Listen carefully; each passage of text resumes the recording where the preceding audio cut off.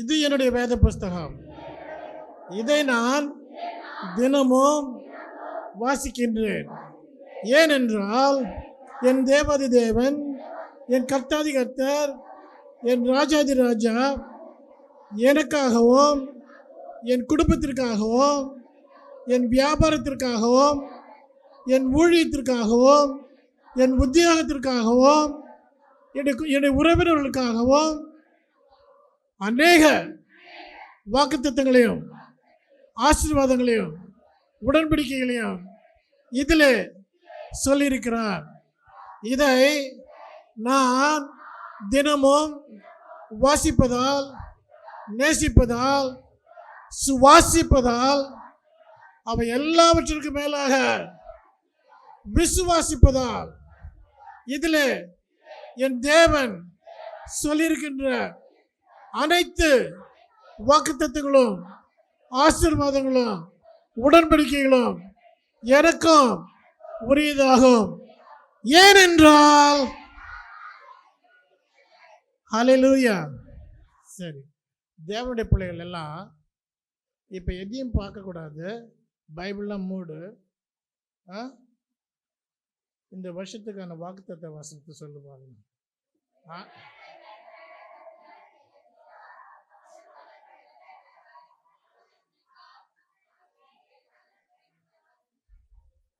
Ready? 1, 2, 3, 4.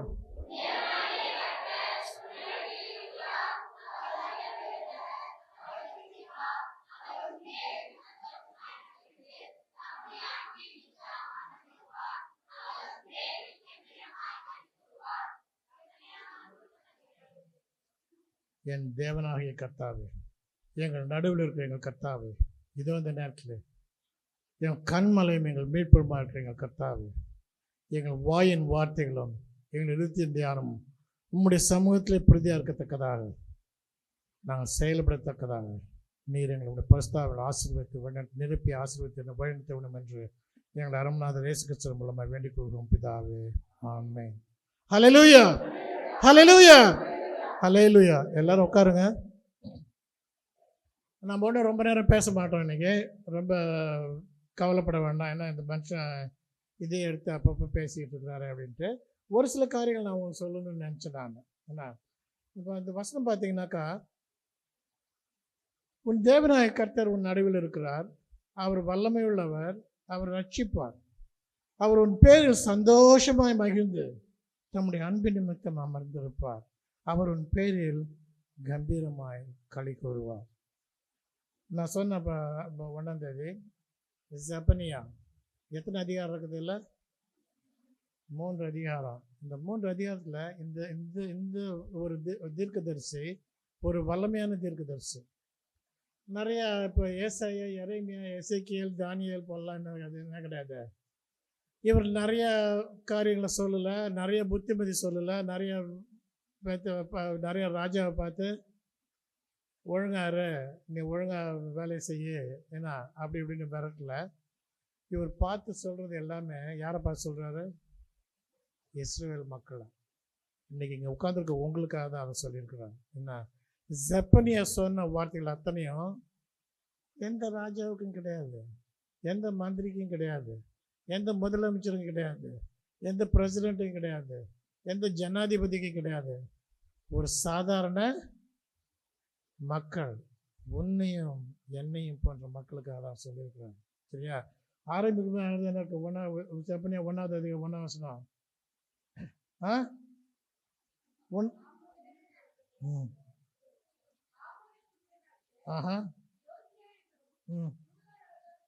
ம் ம் ம் ம் ம் ம் ஜெபனியாவுக்கு உண்டான கர்த்தருடைய வசனம். புரியுதா? இது எந்த ராஜாவுக்கு கொடுக்க சொல்லி வரல, ஜெபனியாவுக்கு உண்டான கர்த்தருடைய வசனம். அதில் என்ன அவர் சொல்கிறாரு அப்படிதான். வேண்டாம், போதும், அது போதும். அதுதான் நம்ம பார்க்க போகிறோம் இன்னைக்கு. சரியா? இந்த ஜெபனியாவுக்கு கொடுத்த வசனம், ஜெபனியா என்ன பண்ணாருனாக்கா தன்னுடைய மக்கள்கிட்ட போய் சொன்னார். அந்த மக்களை சிலர் கேட்டார்கள், சிலர் கேட்கல. கேட்காதவங்களாம் என்ன பண்ணப்பட்டாங்க? ஆ யூதேய தேசத்தில்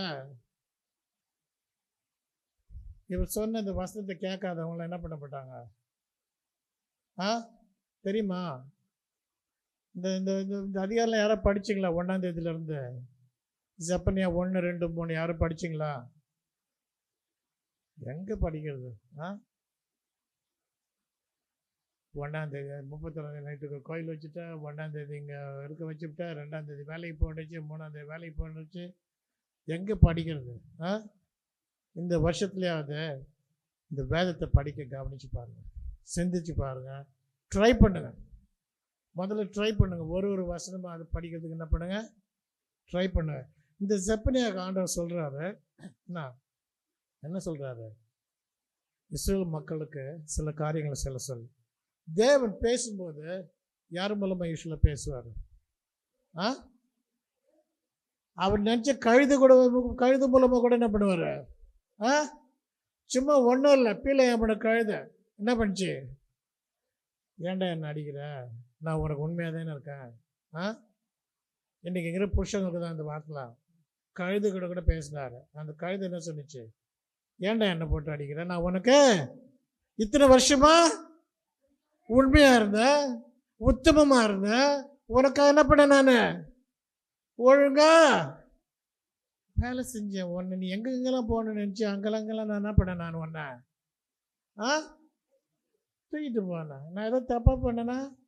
இது வரைக்கும் எதுவும் தப்பு பண்ணல. இப்போவும் நான் என்ன பண்ணல? தப்பு பண்ணல. நான் உனக்கு தெரியல கண்ணு.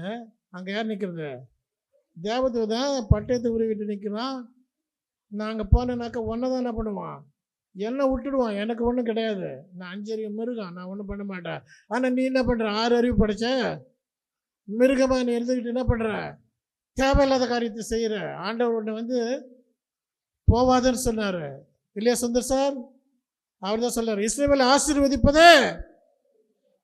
ஆமாம், அப்படிப்பட்ட இடத்துல கழுதியை கொண்டு பேசினார் ஆண்டவர்.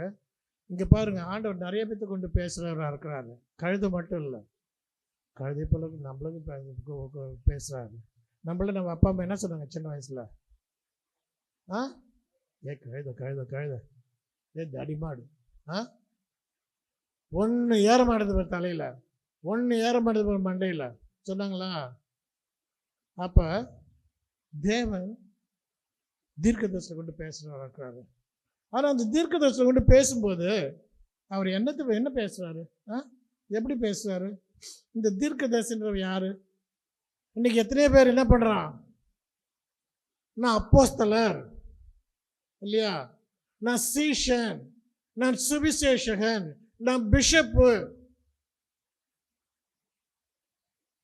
நான் என்னது தீர்க்கதரிசி அப்படி சொல்லிட்டு அலைகிறானுங்க வேஷம் போட்டுக்கிட்டு. ஆனால் அன்னைக்கு ஆண்டவர் செலக்ட் பண்ண தீர்க்கதரிசிகள் எப்படிப்பட்டவனாக இருந்தான்? சூட்டு போட்டிருந்தானா? கோட்டு போட்டிருந்தானா? ஒன்றும் இல்லாத பரதேசியாக இருந்தான். சரியா? ஆண்டவர் செலக்ட் பண்ண அத்தனை தீர்க்கதரிசிகள் எப்படி இருந்தான்? பரதாமன நிலைமையில் தான் இருந்தான். உதவாங்கண்ணா அத்தனை பேரும் இல்லையா? எரேமியான்னு ஒரு தீர்க்கதரிசி இருந்தான். அவன் இப்போ சொல்லும்போது எப்படி சொல்லுவாங்க? வீப்பிங் ப்ராஃபட் அப்படின்னு சொல்லுவாங்க. வீப்பிங் தான் என்னது? எப்போ பார்த்தாலும் அவன் அழுதுகிட்டே இருப்பான். அவர் புலம்புல எழுதியிருக்கிறாரு. என்ன புலம்புல அவர் தான் எழுதினார். அவர் புலம்புறவர் தான். ஏன்னா அவர் யாரை பார்த்து புலம்புறவராக இருந்தார்? ஜனங்களை பார்த்து மனம் திரும்புங்கள். இதை போல ஒரு தேவனை என்ன பண்ணுறாரு? உன்னை லவ் பண்ணுறதுக்கு அவர் என்ன பண்ணுறாரு? வெயிட் பண்ணிக்கிட்டு இருக்கிறாரு. என்ன அப்போ இந்த தீர்க்கதரிசிகளை அவர் செலக்ட் பண்ணும்போது என்ன பண்ணுறாரு? அவர் தேவனால் அபிஷேகம் பண்ணப்படுறாங்க. அவர் மூலமாக அவர் என்ன பண்ணுறாரு? மெசேஜ் கொடுத்து அனுப்புகிறாரு. என்ன தீர்க்கதரிசிகள் தேவனால் அழைக்கப்பட்டவர்கள். அதனால் இங்கே யார் என்ன பண்ணாதீங்க, இந்த கோயிலில் இருக்காங்களோ இல்லை மற்ற கோயிலில் இருக்கவங்க எவனா உன்ட்ட தீர்க்கதரிசி சொன்னால் என்ன பண்ண? ஒரு சிரிப்பு சிரித்து துரத்தி விடு. ஏன்னா தீர்க்கதரிசனம் அத்தனை என்ன ஆச்சு? நிறைவேற்றப்பட்டது. புரியுதா? உனக்கு இப்போ ஒருத்தன் வந்து சொல்கிறான், நீ குணமா வாய், ஆண்டவனில் இருக்கிற பிசாசை துரத்துகிறா, பில்லிசீன கட்டுகளை விரட்டுறா அப்படின்னா, அது பரிசுத்த ஆவியினால் நீ நீ ஏவப்பட்டு சொல்லுகிற ஆண்டவுடைய வார்த்தை. ஆனால் அது தீர்க்க தரிசனம் கிடையாது. பைபிளில் இருக்க அத்தனை தீர்க்க தரிசனம்னால அது யாருக்கு? ஏசாமியை பற்றியது. சரியா? தீர்க்க தரிசனம் அத்தனையும் ஏசாமியை பற்றியது. எல்லாத்துலேயும் நீ போய் பார்த்தீங்கன்னா எல்லாத்துலேயும் என்ன இருக்கும்? ஏசாமியை பற்றியதான் இருக்கும். இப்போ ஜப்பனியா தீர்க்க தரிசி அவன் சொல்கிறது என்னத்த சொல்கிறான்? மக்களை மனம் திரும்ப சொல்கிறான். யூதா ஜனங்களை என்ன சொல்கிறான்? மனம் திரும்பு அப்படின்றான். அப்போ பாருங்க, ஆண்டவர் தேவன் பேசும்போது தீர்க்கதரிசி மூலமாக பேசுகிறாரு. அப்படி பேசும்போது அநேக காரியங்களில் அவர் ராஜாக்களுக்கு பேசுகிறாரு, ராஜாக்கள் இடத்துல பேசுகிறாரு. என்ன, ஒரு ராஜா இருந்தான், ஏரோது ராஜான்னு ஒருத்தர் இருந்தான். அவன் என்ன பண்ணான்? அவன் அண்ணன் பொண்டாட்டி வச்சுருந்தான் இல்லையா? அவன் அண்ணன் பொண்டாட்டி அப்படி பொண்டாட்டி அவரோ ஒருத்தி வச்சுருந்தான். என்ன பண்ணான்? யோவான் ஸ்நானகன்ற தீர்க்கதரிசி போய் சொன்னான், எல்லாம் நீ பண்ணுறது சரி கிடையாது, தப்பு. அன்னைக்கு தீர்க்கதரிசி பயந்தானா?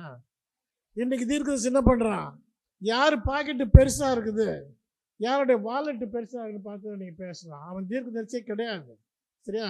அப்போ ஆண்டோடைய தீர்க்கதரிசின்றவன் தன்னுடைய உயிருக்கு பயப்படாதவன். புரியுதா? ஏன்னா அந்த உயிரை யார் பார்த்துக்குவாரு? ஆண்டவர் பார்த்துக்குவாரு. இந்த உடம்பை பற்றி பயப்பட மாட்டான். என்ன உதவாங்கனாலும் ஆண்டவர் என்ன பண்ணுவார்? அவனை அவருடைய தழுப்புகளால் நம்ம குணமானோம் இல்லையா? அவர் அப்போ எத்தனை உதவி அடி வாங்கியிருக்கும் போது 1 அடி வாங்கி நம்மளுடைய தழுப்புகளை நம்ம குணமாக்கப்பட்டோம்னாக்கா தீர்க்கதரிசி என்ன பண்ண சொல்கிறான்? நான் அடி வாங்கின பரவாயில்ல, ஆனால் நான் சொல்ல வேண்டிய காரியத்தை, ஆண்டவர் சொல்ல வேண்டிய காரியத்தை என் மூலமாக சொல்கிறேன்னு அதை நான் கண்டிப்பாக என்ன பண்ண போகிறேன்? கேட்டு தான் அதன்படி நான் என்ன பண்ண போகிறேன்? நடக்க போகிறேன். என்ன அப்போ பாருங்கள், இந்த தீர்க்கதரிசின்றவங்க தனிப்பட்ட மனுஷனுக்கோ அல்லது நாட்டாளர் ராஜாவுக்கோ இல்லை உலகம் முழுசுக்குமோ, இல்லைன்னா உலகம் முழுசுக்கும், இன்னைக்கு உலகம் முழுசுக்கு என்ன சொல்லப்படுகிறது? இந்த உலகம் முழுசுக்கும் சுவிசேஷம் சொல்லப்படுறது. என்ன, உங்களுக்கு சந்தோஷம் உண்டாக்கும் நற்செய்தி. உலகம் முழுவதுக்கு சந்தோஷம் உண்டாக்கும் நற்செய்தி. விளாங்காட்டு கோயிலுக்கு மட்டும் கிடையாது, எல்லாருக்கும் நற்செய்தி. அது என்னது? கர்த்தர் இயேசு என்னும் ரட்சகர் தாவீதின் ஊரில் பிறந்திருக்கிறார். அவர் என்ன பண்ணுறவராக இருக்கிறாரு? உனக்காக அடிகள் படுறதுக்கு ரெடியாக இருக்கிறாரு. சின்ன பிள்ளையா இருந்தாலும் அவர் என்ன பண்ணுறாரு? அவருக்கு தெரியும். ஏன்னா அவர் குழந்தையாக பிறந்தாலும் அவர் என்ன பிறந்தார்? அவர் இந்த உலகம் முழுசையும் வார்த்தையினால படைத்த தேவனாக இருக்கின்றார். என்ன, உலக தோற்றத்துக்கு முன்பாகவே அடிக்கப்படுவதற்காக தெரிந்து கொள்ளப்பட்ட ஆட்டுக்குட்டியாக இருக்கிறார். அப்போ அவருக்கு தெரியும் எல்லாமே. இந்த ஆட்டுக்குட்டி எப்படி அடிக்க போகிறாங்க, எப்படி வெட்ட போகிறாங்க, எப்படி ரத்தத்தை சிந்த வைக்க போகிறாங்க, எப்படி காம கொடுக்க போகிறாங்க, எப்படி தொங்க வைக்க விட போகிறாங்க சிலுவையில் அப்படின்னு அவருக்கு தெரியும். இருந்தாலும் அவர் என்ன பண்ணார்? கன்னிமரியாதத்தில் பிறந்தார். அதனால் இந்த உலகம் முழுவதுக்கு உள்ள சில விதிமுறைகள், தேவன் செய்ய போன்ற காரியத்தை அல்லது எச்சரிக்கையை அவர் என்ன பண்ணுவார்? அந்த தீர்க்கதரிசிகள் மூலமாக கொடுக்குறவராக இருக்கிறார். இன்றைக்கி எவனை வந்து என்ன சொல்கிறான்? இப்போ ஒரு 40 வருஷமாக நம்ம கேட்டுட்டு இருக்கோம். 1984 85 உலகம் அழிய போகுது இல்லையா? 80 சொன்னால், 90 சொன்னால், 2000 படமே எடுத்து விட்டான் இல்லையா? ஒரு படமே எடுத்த சினிமாவே எடுத்து விட்டான். ஏன்னா இப்படி அழிய போகுது, அப்படி அழிய போகுது. அழிஞ்சத உலகம் ஏதாவது ஒன்று மாறிச்ச உலகத்தில் நீ என்ன வேணாலும் சொல்லிக்கப்பா. ஆனால் செய்யக்கூடிய தேவன் யார்? நம்முடைய தேவன். அவர் அவருடைய சிம்மாசனத்தில் உட்கார்ந்து இருக்கிறார். அவர் என்னைக்கு அந்த தேதி சொல்கிறாரோ, எந்த என்னைக்கு சொல்கிறாரோ அது கர்த்தர் இயேசு சொல்கிறார், பிதா குறித்த இந்த நாள் எனக்கு கூட தெரியாது. அவர் கடைசி நேரத்தில் எனக்கு கூட சொல்லும்போது நான் போவேன். ஆனால் நான் அவர் பக்கத்தில் போய் உட்காந்துருக்கேன். அதுக்காக என்ன பண்ணுறேன்? நான் உனக்காக தேற்றவாளனை அனுப்புகிறேன் அப்படின்னு சொல்லி இது பண்ணுறாரு. என்ன பாருங்கள், அந்த தீர்க்கதரிசி மூலமாக பேசுகிறாரு. உதாரணத்துக்கு பார்த்தோம்னா ஆபிரகாம் முதல் மோசே போன்ற தீர்க்கதரிசி மூலமாக தேவன் என்ன பண்ணார்? நடத்தினார். ஆபிரகாம் வரைக்கும் ஆபிரகாமே ஒரு யூதன் கிடையாது, புரஜாதியான். ஆனால் ஆபிரகாமை செலக்ட் பண்ணி அப்படி அவன் செலக்ட் பண்ணும்போது அவன் என்ன பண்ணான், ஆண்டோடைய வார்த்தையை கேட்கிறனா இருந்தான். அதனால அவன் ஆபிரகாமுடைய சந்ததியை, ஆபிரகாமுடைய மனைவி லோத்து, லோத்துடைய மனைவி எல்லாத்தையும் என்ன பண்ணுறாரு ஆண்டவர் கட்டுக்கோப்பாக நடத்திக்கிட்டு வர்றாரு. எங்கேயோ இருந்து அவனை கொண்டாந்து கானான் தேசத்தை கொண்டாந்து விடுறாரு. ஆனால் ஆபிரகாம் எப்படி என்ன பண்ணார், ஆசீர்வதித்து அவருடைய ஆடு மாடுகள் ஒட்டகங்கள் மூலமாக என்ன பண்ணாரு, அந்த பூமி தாங்கக்கூடாததாக இருந்தது. இன்னைக்கு யாருக்கு அவ்வளோ சொத்து இருக்குதா? ஆடுகளும் மாடுகளும் ஒட்டகங்களும் கோவில் கழுதையும் குதிரையும் இன்னும் மற்ற மிருகங்களும் வேலைக்காரர்களும் வேலைக்காரிகளும் அவனுக்கு போர் வீரரே வச்சிருந்தான். அவன் அப்படி எத்தனை போர் வீரர் இருந்தாங்க தெரியுமா? ஒரு தடவை போருக்கு போனாங்க, ஆபிரகாம் போனான் லோத்துவை காப்பாற்றுறதுக்காக. 318 320. ஏன்னா அப்போ அவன் என்ன பண்ணுறான், போர் வீரர் வச்சுருக்கான். அப்போ அவனை ஆபிரகாம்ன்ற என்னது, அவனை ஒரு ராஜான்னு சொல்லாமா? இந்த இடத்துல வேற பெரிய பெரிய இதெல்லாம் சட்டசபையில் இருக்கலாம் என்னத்தை வச்சுருக்கான், யாரை வச்சுருக்கான், அடியாக தான் வச்சுருக்கான் இல்லையா? ஆனால் நம்ம ஆபிரகாம் என்ன வச்சுருக்கான் பாரு, 300க்கு மேற்பட்ட போர் வீரர்கள். அப்போ ஆண்டவர் ஆசீர்வதிக்கும் போது, ஆண்டவரத்தை செலக்ட் பண்ணி அவனை தீர்க்கதரிசியாக வைக்கும்போது அவன் என்ன பண்ணுறான், அபிமெலேக்கு கிட்ட போய் என்ன பண்ணுறான், அவனை ஆசீர்வதிக்கிறான் இல்லையா? அவனை ஆசீர்வதிக்கும் போது அவனுடைய குடும்பத்தில் அது வரைக்கும் அடைப்பட்டிருந்த கர்ப்பங்கள் திறக்கப்பட்டு அந்த அரண்மனையில் குழந்தைகள் பிறக்கிறார்கள். அப்போ கர்த்தருடைய தேவன் ஒருத்தர் செலக்ட் பண்ணுறாரு தீர்க்கதரிசி அப்படின்னாக்கா, ஆபிரகாம் மூலமாக அநேக ஆசீர்வாதங்கள் என்ன பண்ணார், மக்களுக்கு கொடுத்தார். அதே போல் மோசேன்னு ஒரு தீர்க்கதரிசியாக எடுத்தார். என்னென்னமோ சொல்லி பார்த்தேன், திமிரி பார்த்தேன், என்னென்னமோ பண்ணி பார்த்தேன். ஆனால் ஆண்டவர் என்ன பண்ணல, விடல. அவனுக்கு கடைசியாக தெரிஞ்சு போச்சு, இவர் என்ன பண்ண மாட்டார், நம்மளை விட மாட்டார், நம்ம ஒத்துக்குவோம் அப்படின்னு ஒத்துக்கிட்ட பிறகு அவன் அந்த இதெல்லாம் வந்த பிறகு, அந்த ப்ராசஸ்லாம் போய் முடித்த பிறகு அவன் மூலமாக 6 லட்சம் போர் வீரர்களே 6 லட்சம் 400 வருஷத்துக்கு மேலே அடிமையாக இருந்த இஸ்ரவேல் ஜனங்களை எகிப்துன்றது ஒரு அடிமையின் தேசம். அந்த அடிமையின் தேசத்திலிருந்து அவருடைய மக்கள் என்ன பண்ணுறாரு, விடுவிக்கிறாரு. அதனால தான் இன்றைக்கி நான் கேட்டேன், நான் இங்கே யாரும் எகிப்து தேசத்துக்கு போகணுன்னு ஆசைப்படுறீங்களா, இல்லை யாரும் எகிப்து தேசத்தில் இருக்கீங்களான்னு நான் கேட்டேன். ஏன்னா அந்த அடிமை தேசத்துலேருந்து ஆண்டவர் என்ன பண்ணார், தன் பிள்ளைகளை வெளியில் எடுத்துகிட்டு வந்தால் அதுக்கு ஒரே ஒரு ஆள் தான் தேவை, மோசே. ஆனால் இன்றைக்கி நீ எதாவது அடிமையில் இருக்க, ஏன்னா நீ எதாவது தேவையில்லாம் அடிமைத்தனத்தில் இருக்க, சிகரெட்டு குடிக்க இல்லையோ, லவ் பண்ணுற இல்லையோ, நீ லவ் பண்ணுற ஒரு பிள்ளைய லவ் பண்ணுறான். February 14 பார்த்தா என்ன பண்ணுறான், 10 ரோஜா வச்சுட்டு நிற்கிறான், 20 ரோஜா வச்சுட்டு நிற்கிறான், 10 சாக்லேட்டு 20 சாக்லேட்டு எங்கேருந்தா அவனுக்கு காசு கிடைக்குதுன்னு தெரியல. ஏன்னா அத்தனையும் வாங்கிட்டு வந்து வச்சுட்டு என்ன உண்மை தானே, ஒரு பொண்ணுக்கு ரோஜா கொடுக்குறான். அங்கே போய் நின்று பாரு காலேஜுக்கு முன்னால் எல்லாத்துக்கும். ஆமாம். அப்போ அந்த அடிமைத்தனத்தில் நீ இருந்துனாக்கா இன்றைக்கி உன் ஆண்டவர் என்ன பண்ணுறாரு, நீ என்ன விதமான அடிமைத்தனத்தில் இருந்தாலும் அந்த ஆண்டவர் மாற்றுகிறவராக இருக்கும். அதுதான் இந்த செப்பனியால் சொல்கிறது என்ன. அப்போ தேவன் ஒரு ஒழுங்குமுறை, ஒரு சில கட்டுப்பாட்டுக்குள்ள தம்முடைய பிள்ளைகளை என்ன பண்ணுறாரு, தாம் தெரிஞ்செடுத்த தீர்க்கதரிசிகள் மூலமாக வழிநடத்துகிறார் இருக்கிறார். இதுதான் ஆண்டவர் என்ன பண்ணார், இஸ்ரவேல் ஜனங்களுக்கு பண்ணார். இஸ்ரவேல் ஜனங்கள் என்ன பண்ணார், எகிப்து தேசத்துலேருந்து கொண்டாந்த மட்டும் இல்லை, 40 வருஷம் சீனாய் வனாந்திரத்தில் நடத்துறது மட்டும் இல்லை, கானான் தேசம் பாலும் தேனும் ஓடுகிற தேசத்துக்கு கொண்டு போய் விட்டார். அங்கே அவர்கள் தவறான வழியில் போனப்போ என்ன பண்ணார், அவளை திருத்தினார். திருத்துறது அவருடைய திருத்தல் தான் வேறு மாதிரி. நீ என்ன பண்ண, உன் பிள்ளை திருத்துனாக்கா பேச்சுன்னு 2 அடி அடிச்சு விட்டு சின்ன சட்டியாக இருக்கிறாரு. அவர் என்ன பண்ணுறது, 2 தட்டி என்ன பண்ணுறது, போன விட்டுரு. ஆனால் ஆண்டவர் அடிக்கும்போது என்ன பண்ணுவார், அவர் அடி தாங்க முடியாது. அடிமைத்தனத்தில் விட்டார் இஸ்ரவேல் ஜனங்களை. புரியுதா, அடிமைத்தனத்தில். இப்போ விருதாலத்துக்கு ஒரு போர் வருது, சீனாவிலேருந்து பாகிஸ்தான்லேருந்து வராங்க, வந்து க்ளீனாக எல்லாத்தையும் எடுத்துகிட்டு போகலாம். என்ன ஒரு காலத்தில் நடந்தது தெரியுமா? ஒரு முஸ்லீம் ஒரு முஸ்லீம் ராஜா ஒருத்தர் தான். அவுரங்கசீப்பா யாருன்னு தெரில. ஒரு முஸ்லீம் ராஜா. அவன் எல்லாத்தையும் இந்தியா ஃபுல்லாக என்ன பண்ணிட்டான், ஜெயிச்சிட்டான். அப்போ ஒரு கையில் என்ன வச்சுருந்தான் அவனுடைய போர் வீரர்கள், ஒரு கையில் குரானு, ஒரு கையில் கத்தி. எல்லாம் படிச்சிருக்கீங்களா ஹிஸ்ட்ரியில்? யாரும் படிச்ச கிடையாதா? யாருமே படிச்ச கிடையாது ஹிஸ்ட்ரியில். அவுரங்கசீப்பா அவுரங்கசீப்பு தானா? அவுரங்கசீப்பு தான். அவன் இந்த பக்கம் இந்த பக்கம் என்ன பண்ணான், ஒரு கையில் குரானு, ஒரு கையில் மாவனே நீ குரானை எடுத்துக்கிறியா கத்தி எடுத்துக்கிறியா? குரான் வேண்டாம் என்ன பண்ணான், வெட்டி போட்டுக்கிட்டே போனான். அதனால தான்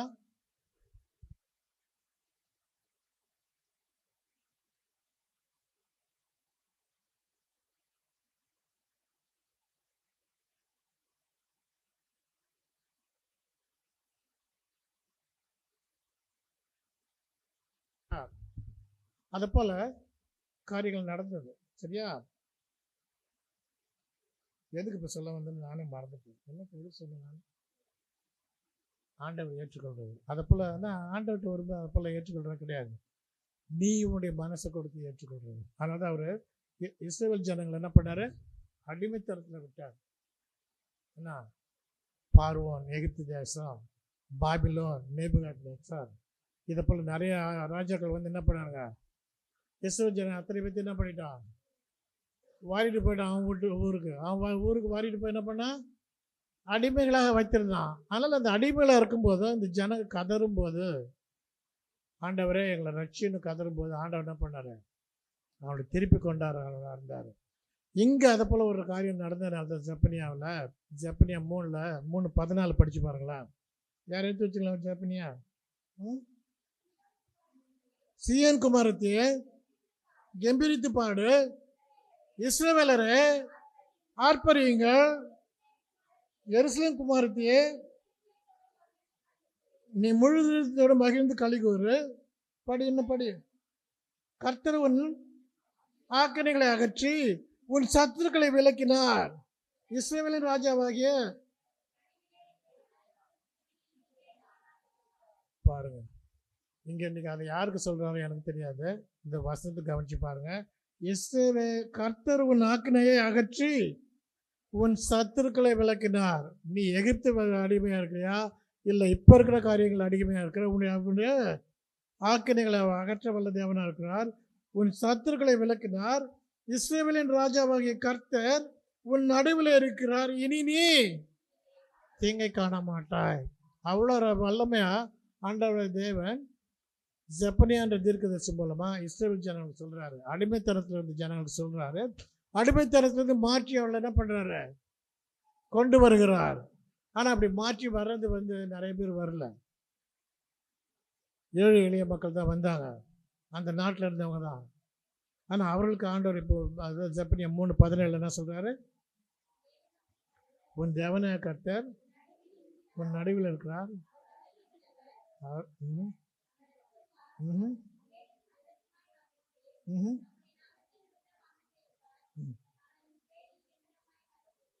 சரி, ரொம்ப சந்தோஷம். அதுக்கு முதல் மாதம் வாசிங்களா?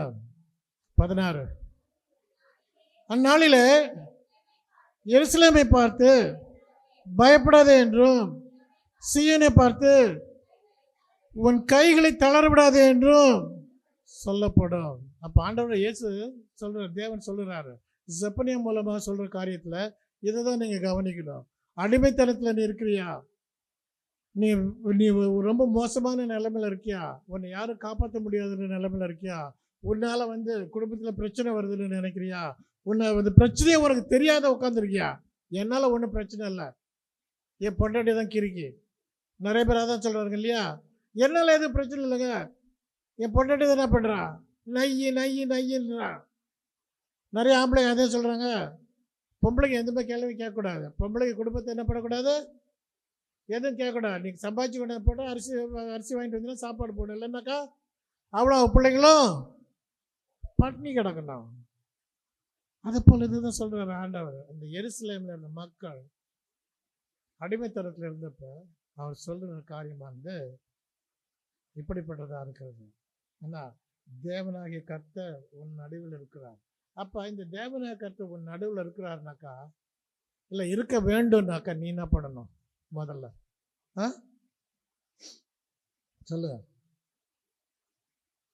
பாவம் செய்யக்கூடாது, பாவம் செய்யக்கூடாது, பாவம் செய்யக்கூடாது. அதுதான் இல்லையா? ஒரு 4 காரியம் நான் எடுத்து வச்சுருந்தேன். தேவன் உன்னில் மகிழ்கிறவராக இருக்கிறார். அதனை இப்போ பார்த்தப்ப என்ன, உன் பேரில் அவர் சந்தோஷமாக மகிழ்கிறவராக இருக்கிறார். அப்போ சந்தோஷமாக மகிழணும் அப்படின்னாக்கா, நீ உன் மனைவி மேலேயோ இல்லை உன் மனைவி புருஷன் மேலேயோ சந்தோஷமாக மகிழணுன்னாக்கா நீங்கள் என்ன எப்படி இருக்கணும்? புருஷன் பொண்டாட்டிக்கு ஏற்ற மாதிரி நடந்துக்கணும் இல்லையா? பொண்டாட்டி புருஷனுக்கு ஏற்ற மாதிரி நடந்துக்கணும். இல்லைன்னாக்கா யாரும் மகிழ்ச்சிருக்குமா? கலவரமாக இருக்கணும். அப்போ கர்த்தர் இயேசு கிறிஸ்து உன்னில் மகிழ்ந்திருக்கணும், உன்னில் களி கூறணும், உன்னில் சந்தோஷமாக இருக்கணும்னு என்ன பண்ணணும்? கேட்கல. அவருக்கு ஏற்ற மாதிரி நடந்துக்கணும். ஏன்னா கல்யாணம் ஆகி தாலி கட்டினப்ப மட்டும் நீ அம்மா என்ன சொல்லுவோம்? இல்லைங்க, நீங்கள் சொல்கிறது எல்லாம் நான் கேட்டு செய்கிறேங்க இல்லையா? நீ சொல்கிறது எல்லாம் கேட்ப, ஆனால் நீ செய்யறது என்னவா இருக்கும்? அதில் வீட்டுக்காரரை பற்றி ஒரு ஜோக்கு. என்ன இந்த ஜோக்கு சொல்கிற கேட்டுங்க. ஒரு புருஷன் பொண்டாட்டி, புதுசாக கல்யாணம் புருஷன் பொண்டாட்டி, இது டிக்டாக்ல வந்து தான் புதுசாக கல்யாணம் புருஷன் பொண்டாட்டி 3ஆம் நாள் என்ன பண்ணுறாங்க? சினிமாவுக்கு போகிறாங்க. அந்த பொண்டாட்டி கால் என்ன ஆயிடுச்சு? கல்லில் இடிபட்டுச்சு. ரோட்டில் நடக்கும்போது திட்டுறான் புருஷன். யாரை திட்டுறான்? ரோடு போட்டவனை திட்டுறான் இல்லையா? அறிவு கேட்டவங்க. இந்த கல் எங்கே வந்து கொட்டுறதுன்னு தெரியல. இந்த கல்லை கட்டணும், தாரை போடல, அதை போடல, இதை போடல, நீ பார்த்து அடிச்சாலாம். செல்லக்குட்டி நீ காலை அடிபட்டுச்சாம்மா, இதுமா நான் மருந்து போடுறேன், வீட்டுக்கு போய் நல்லா பார்த்துக்கிறேம்மா, நான் கழுவி விட்டு ஆயின்மெண்ட் போட்டு கட்டு போட்டு விடுறேம்மா. இது எப்போ? கல்யாணம் ஆன 3ஆம் நாள். கல்யாணம் ஆகி 3ஆவது வருஷம் பொண்டாட்டி என்ன பண்ணுறா? சண்டை போட்டு என்ன பண்ணுறா? சினிமா பொண்ணு கூப்பிட்டு போகிறான். அப்போ காலில் என்ன ஆயிடுச்சு? திரும்பியா கல் இடிச்சிச்சு. ஏங்க கல் இடிச்சிச்சுங்க, ரத்தம் வருதுங்க. சனியன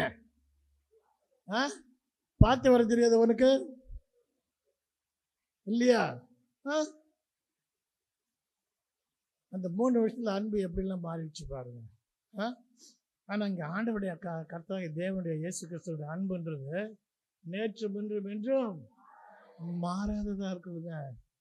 நீ மாறலாம், நீ எப்படி வேணாலும் போகலாம், ஆனால் அவருடைய அன்பு உனக்குன்னு கொடுக்கப்பட்ட அந்த அன்பு என்றைக்குமே மாறாததாக இருக்குது. என்ன அதுதான், தேவன் உன்னில் மகிழ்கிறவராக இருக்கிறார், உன் பேரில் சந்தோஷமாக இருக்கிறார், அவர் உண்மையில் அன்புகிறவராக இருக்கிறார். தன்னுடைய அன்பின் நிமித்தம் அவர் என்ன பண்ணுறாரா? ஆமாம், கொஞ்ச நாளைக்கு முன்னால் பார்த்தோம், தாய் மறந்த பிள்ளையை போல தாவீது ராஜா என்ன பண்ணான்னு ஆண்டோட சனியில் உட்காந்துருந்தானா. ஆனால் ஓ மேலே இருக்கிற அன்புனால இன்னைக்கு ஆண்டவர் என்ன பண்ணுறவராக இருக்கிறாரு? பால் மறந்த தாயை பிள்ளையை போல பக்கத்தில் அமர்ந்து இருக்கிறதுக்கு சித்தமாக இருக்கிறார். பால் மறந்த பிள்ளை எப்படி இருக்குன்னு தெரியும் உங்களுக்கு இல்லையா? அம்மா ஏதாவது ஏமாந்து போயாவது அம்மா என்ன பண்ணிட மாட்டாளா? தன்னுடைய பாலை கொடுத்துட மாட்டாளா? அப்படின்னு என்ன பண்ணாது, அவ்வளோ பொறுமையாக, அவ்வளோ பக்தியாக, அவ்வளோ இதாக என்ன பண்ணும் அம்மா பக்கத்தில். நீங்களாம் உட்காந்துருந்த ஆளுங்க தான், உங்களுக்கு இப்போ தெரியாது, ஆனால் அப்படி தெரியும் உங்கள் பிள்ளைங்க உட்காந்துருக்கும்போது. அதை போல் இன்றைக்கி தேவனாகிய கர்த்தராகிய இயேசு கிறிஸ்து உங்கள் பக்கத்தில் ஒரு பால் மறந்த பிள்ளையை போல் உங்களுடைய அன்புக்காக, உங்களுடைய அரவணைப்புக்காக வெயிட் பண்ணிட்டுறாரு. என்ன, அவர் உங்களை ரட்சிக்கிறவர், அவர் கண்டிப்பாக ரட்சிக்கிறவர். அவர் ஒருத்தராக தான் ரட்சிக்க முடியும், வேறு யாராலையும் ரட்சிக்க முடியாது. ரட்சிப்பு என்ற ஒன்று யாரால் வந்துச்சு? தேவனாகிய இயேசு கிறிஸ்து மூலமாக தான் வந்தது உலகத்தில். வேறு எங்கே போனாலும் நீ என்ன பண்ணணும்? திரும்பி அந்த ரவுண்டில் தான் வந்துக்கிட்டே இருக்கணும். நான் அடிக்கடி சொல்கிறது என்னது, இந்த வருஷம் நீ என்ன பண்ணுவ? காய்கறி, என்ன அரிசி பருப்பு எல்லாம் கொண்டு போய் கொடுத்து என்ன பண்ணுவ? பூசாரிக்கிட்ட உன் பாவத்தை பரிகரிச்சுட்டு வரும். அடுத்த வருஷம் ஒரு சின்ன கோழி குஞ்சு, அதுக்கு அடுத்த வருஷம் அது சேவலாக மாறும், அடுத்த வருஷம் என்ன அதாவது ஆட்டுக்குட்டியாக மாறும், அடுத்த வருஷம் அது பெரிய ஆடாயிடும் இல்லையா? அப்படிலாம் நீ கொடுத்தாலும், அப்படிலாம் நீ மற்றவங்களோட ரத்தம் சிந்தினாலும், அதெல்லாம் உனக்கு வரக்கூடிய பாவ மன்னிப்பு கொஞ்ச நாள் தான். நீ அதை சாப்பிட்டு ஜீரணமாகிற வரைக்கும் தான். ஆனால் அந்த கர்த்தர் இயேசு கிறிஸ்து சிந்தின ரத்தத்தினால வருகின்ற பாவ மன்னிப்பு தான் என்னது உலகத்துக்கு எப்பவும் உண்டு. அதனால தான் இன்னைக்கு 2025 நீ அடியெடுத்து வச்சோம். அந்த தேவன் உனக்காக மன்னிக்கிறவராக இருக்கிறார், உன்னை ரட்சிக்கிறவராக இருக்கிறார். என்ன அப்போ பாருங்க, தேவன் தம்முடைய ஊழியக்காரர் மூலமாக அவருடைய பிள்ளைகளோடு பேசுகிறார். இன்னைக்கு உங்களோட பேசுகிறார் தேவன். இதை கேட்காதபடி உன் காது பூரா அடைக்கப்பட்டிருக்குதோ, உன் மனசு அடைக்கப்பட்டிருக்கோ தெரியாது. என்ன ஆண்டவர் அன்று செப்பனியா என்ற தீர்க்கதரிசி மூலமாக பேசி அந்த மக்களுக்கு சொன்னதை இன்று உங்களுக்கு சொல்கிறார். நான் வந்து சொல்லலை, பைபிளில் இருக்கதான் நான் சொல்கிறேன். சரியா? பவுண்டு சார் சொல்லிட்டாரு, பவுண்டு சார் சொல்லலை. இது எங்கே இருக்குது? வேதத்தில் செப்பனியான்ற புஸ்தகத்தில் 1வது அதிகாரம் முதல் 3வது அதிகாரம் வசனம் வரைக்கும் வாசினாக்கா பொட்டு வைக்கப்பட்டிருக்குது. என்ன அப்போ அவருடைய பிரச்சனை உங்களில் இருக்கிறதா இருக்குது. என்ன ஆண்டவர் மன்னிக்கிறவராக மட்டும் இல்லை, அவருடைய பிரச்சனை உங்களில் இருக்கிறதா இருக்குது. அவர் உன் பேர் கம்பீரமாக கலிகுறுகளாக இருக்கலாம். அதற்கு நீ சித்தமாக இருந்தால் இந்த வருஷத்தில் உன்னை அவருக்கு ஒப்புக்கொடு.